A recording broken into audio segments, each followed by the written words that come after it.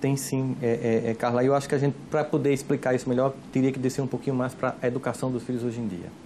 O que é que a gente tem visto? A geração passada de pais, eles nunca se preocuparam em perguntar se a gente os amava. Eu lembro claramente de uma vez que eu pedi à minha mãe para brincar a Micarande, que é um carnaval da época que havia em Campina Grande, e ela disse que eu não ia, simplesmente eu não ia. E disse, mas meu avô me deu o abadá, porque o avô, antigamente, ele ajudava na criação, né? Mas, embora meu avô ajudou bastante para mim. Mas aí ela disse, mas você não vai, porque você é menor e quem manda em você sou eu. Eu disse, tem nada não, quando eu tiver 18 anos eu vou. Ela disse, não vai, porque enquanto você depender de mim, quem vai estabelecer as normas dessa casa sou eu. E eu disse, e você ainda pensa que eu vou lhe amar? Aí ela disse bem tranquilamente, meu filho, quem disse a você que eu quero o seu amor? E aí me chocou, obviamente, né? Mãe, você não quer o meu amor? Eu disse, o amor é uma escolha que a gente faz. Eu escolhi amar você. Agora, como mãe, eu não abro mão de que você me respeite. Eu só fui entender aquela cena muito depois. Fazendo curso de psicologia, eu fui entender que o amor é um sentimento muito sofisticado. E ele precisa de algumas pré-condições na escala dos sentimentos para que ele ocorra. Lembra daquele jargão da matemática? Se e somente se? Então, digamos que para amar alguém, eu só amo alguém se e somente se eu respeitar. Os pais do passado não se preocupavam em serem amados, mas não abriam mão de serem respeitados. E com isso conseguiam o amor e o respeito. Infantilmente e de forma insegura, os pais de hoje querem ser amados por crianças e adolescentes que nenhuma sofisticação ainda tem para um sentimento tão nobre. Eles realmente gostam muito, mas o amor vai ser construído na educação desses filhos.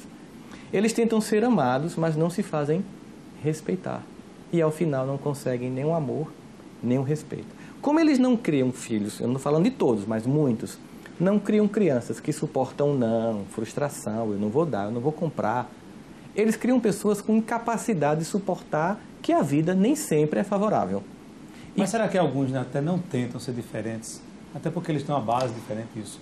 Mas não consegue, por conta do mundo atual, desse mundo que a gente vive, dessa relação com esse mundo de consumo que a gente vive. Anchieta, eu sei que existe essa pressão lá fora, mas se a gente não decidir que vou pautar a minha família por um valor que eu acredito, a gente termina sendo dominado por esse coletivo. E aí a gente teria um discurso que é impossível reagir a isso. E não, é possível reagir.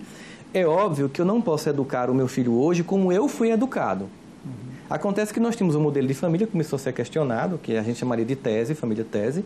Se criou uma antitese, uma antítese, seria um movimento dialético.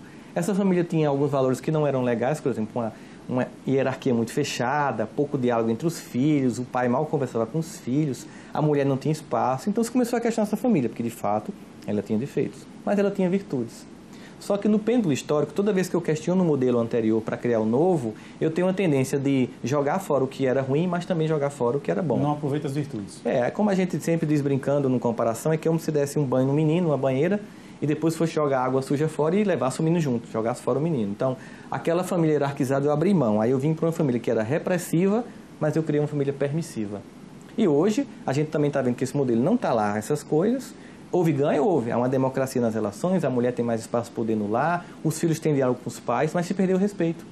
Então, a família síntese, que é a família antiga, tese, a família antitese, vamos para a família síntese, nesse movimento dialético, é uma família em que eu mantenho essa democracia familiar que foi conquistada, é muito bem-vinda, a criança poder se expressar, mas eu trago de volta o respeito, a disciplina, a norma, as frustrações, que eu não posso dar tudo que você quer, mesmo que eu possa. Eu, como um pai, como uma mãe que quer educar, eu evito para que você suporte. Né? Um exemplo claro é que, por exemplo, tudo é muito pronto hoje. Você, da minha geração, Cita, sabe que para a gente comer uma pamonha era todo um dia no milharal, catando, depois descabelando, os homens iam, era até uma coisa divertida. Depois a gente cortava, moía com moinho à mão. E 5 da tarde era um ritual familiar inteiro em que a gente comeria a pamonha. A gente passa hoje na padaria e compra pronta. Então, por exemplo, pegar um filho em casa para fazer um bolo é uma boa experiência de trabalhar com ele a resiliência, Carla. De você chegar, vamos fazer o bolo. Bom, em vez de comprar pronto, aí começa, faz, ele vai ver o esforço que dá, a mão que machuca, o tempo de esperar. Tá pronto? Não, tem que esperar esfriar. Ele passa mais ou menos umas 4 horas para comer um bolo. Aquilo é uma experiência rica dele esperar o tempo. Nós temos uma geração ansiosa. E essa geração ansiosa e pouco resiliente, ela tenta tamponar essa falta de afeto, porque se eu não respeito meus pais, eu termino não amando meus pais. E eu vou para relações fragilizadas, inclusive namoros fragilizados. E aí você vê uma jovem acaba o namoro e se suicida. Veja que incompetência emocional, que filha que você criou com tanta incapacidade de suportar a frustração, que é a primeira vez que acaba uma coisa. Em vez de ouvir Pablo, né? E chorar, e depois reviver, né? A pessoa vai e se mata. Quer dizer, a gente simplesmente fazia isso. Ouvia uma músicazinha, chorava, ficava triste, né? E continuava a vida. Agora as pessoas não podem ter um prejuízo que se destrói. As pessoas não se dão mais ao trabalho de roer um pouco, né? Exatamente, não se dão